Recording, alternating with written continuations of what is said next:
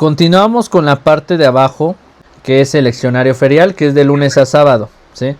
En el leccionario ferial vamos a encontrar la misma estructura, solamente que acá en lugar de tener años ciclo A, ciclo B y ciclo C, vamos a tener años pares y años impares.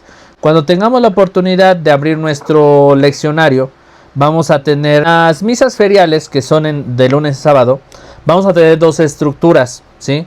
Va a traer año par o año impar. Por ejemplo, ahorita para 2026, alguien que me pueda decir en qué año estamos, ¿en año par o en año impar? Año par. Muy bien, ¿sí? Estamos en año par. El próximo año, 2027, será año impar. Es muy sencillo elegir las lecturas, porque, por ejemplo, para el día de hoy, lunes, ¿sí? Nos va a traer dos tipos de lecturas, ¿sí? De las del año par o año impar, y ahí tendremos que elegir las lecturas del día. Por ejemplo, hoy las lecturas de este día fueron del año par, ¿sí? Igual van a venir en esta estructura, ¿sí? Adviento, Navidad, tiempo ordinario, Cuaresma y Pascua. Ahora, la siguiente parte que tenemos a mano derecha son las lecturas de los domingos, que es precisamente algo que ya les había yo explicado, pero se los muestro en la diapositiva porque lo van a tener como material adicional. Las lecturas, dice, las lecturas de los domingos están organizadas en 3 ciclos, ciclo A, ciclo B y ciclo C, algo que ya les mencioné. Las lecturas de lunes a sábado son especiales durante los tiempos fuertes. Durante el tiempo ordinario, la primera lectura y el salmo están organizados en 2, en año par y en año impar, ¿sí? Solamente era nada más para rectificar lo que ya les había yo dicho, ¿sí? Ahora, las lecturas, dice también ahí, las lecturas de las fechas especiales están en el orden del calendario. Al final de cada leccionario encontrarán un índice y también la parte del santoral. En la parte final de cada leccionario van a venir las lecturas especiales de algún santo, ¿sí? Si ustedes están buscando la fiesta patronal, no sé, de la Virgen de Guadalupe, de San José, vamos a irlas encontrando hasta el final si son misas especiales. Pero si dentro del mismo calendario ordinario, la misa que tú estás buscando, por ejemplo, de San Isidro Labrador, que se celebra tal domingo, bueno, van a venir en la estructura de tal domingo. No es necesario que las busquemos hasta atrás.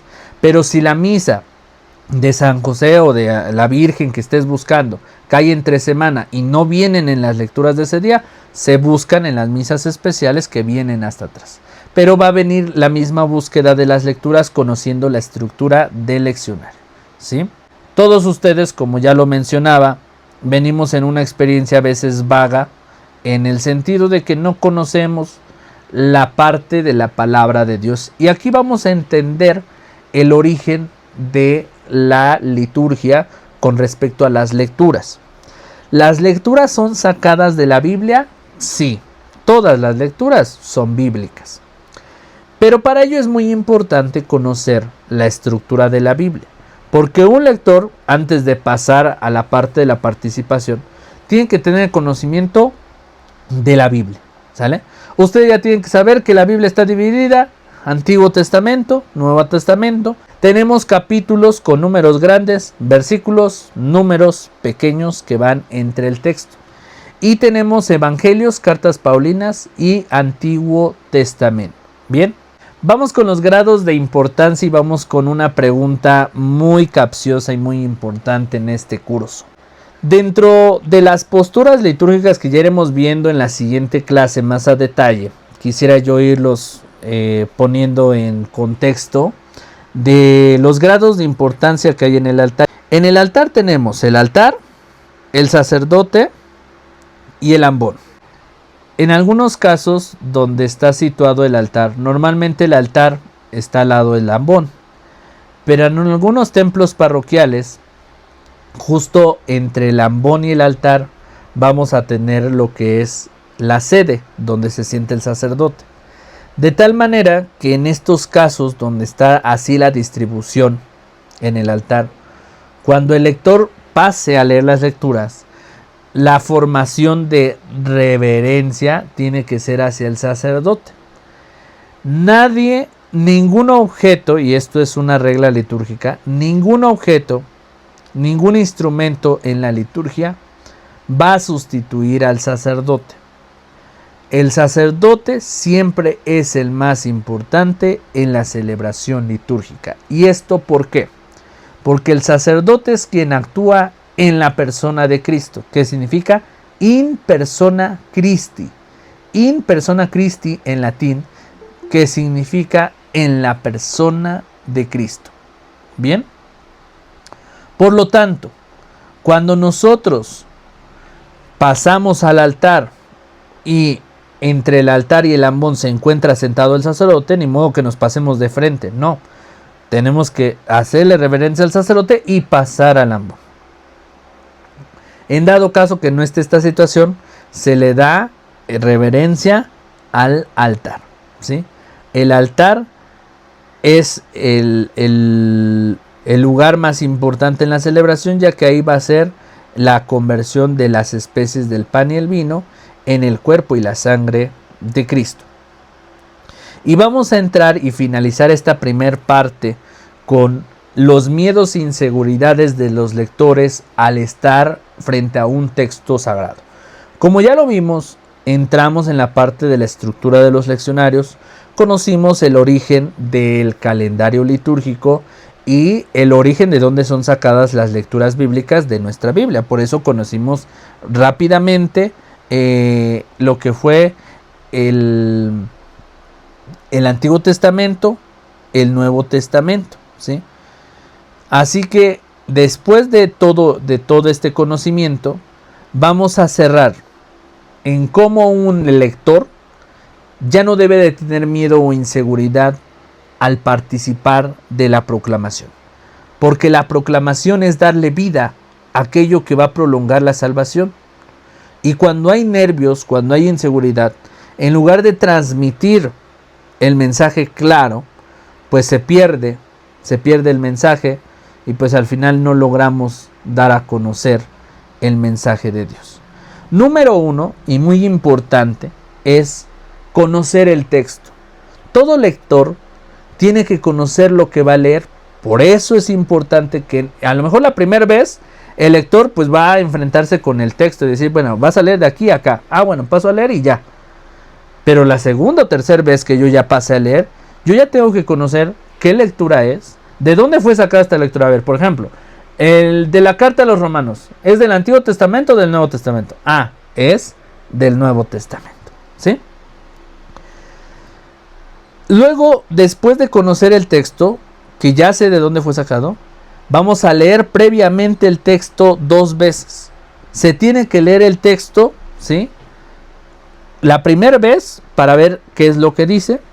Y la segunda lectura que se le va a dar previamente al texto es ya ubicar las palabras que no conozco, que se me hicieron como que difíciles de conocer, de el significado o de pronunciar.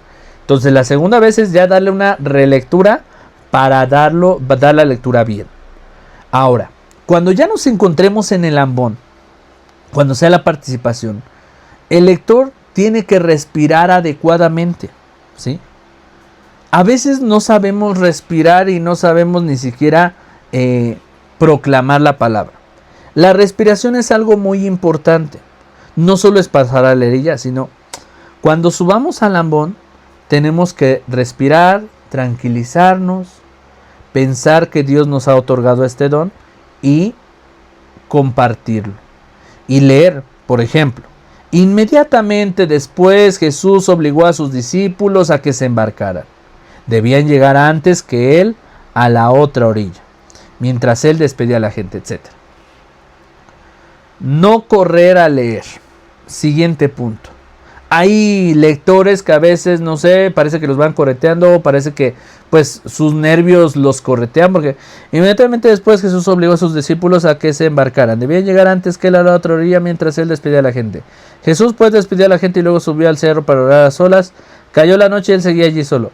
¿Y qué entendimos? Nada, ni siquiera le dimos la acentuación al texto. No debemos correr, debemos respirar, ir haciendo pausas adecuadas, de tal manera que pronunciemos bien lo que el texto está diciendo. Y al final, y cosa que también es muy importante, es el control de la mirada y el micrófono, que es cómo llevar el control de la mirada del texto y la mirada del público, de la comunidad. Si no te sientes preparado para ver a las personas, mejor no alces la mirada. Lee el texto, pero léelo bien, de manera correcta. Y el micrófono, debes de tener la postura. Hay micrófonos en algunos ambones que ya están colocados. Simplemente lo tienes que colocar a la altura de tu boca para que puedas desde ahí ir leyendo. Y si no, si es un micrófono inalámbrico, pues tienes que pegártelo bien y que tú mismo escuches que se está escuchando en las bocinas. Porque muchas veces por el miedo y los nervios pues no queremos que nos escuchen. Pues no se trata de eso, se trata de que nos escuchen. Por eso cuando agarremos el micrófono tienen que decir: inmediatamente después Jesús obligó a sus discípulos a que se embarcaran. Debían llegar antes que él a la otra orilla, mientras él despedía a la gente, etc. Entonces ya estamos llevando un control tanto de la mirada como del micrófono de manera adecuada. 5 puntitos importantes: conocer el texto, leerlo 2 veces, respirar adecuadamente, tranquilizarnos, no correr a leer, no estar adelantándonos, y llevar un control de la mirada y del micrófono. Si la mirada no la puedo controlar con la audiencia porque me pongo más nervioso, bueno, no es necesario que los veas. Dirige tu mirada hacia el texto, pero céntrate en el texto de tal manera que lo pronuncies adecuadamente.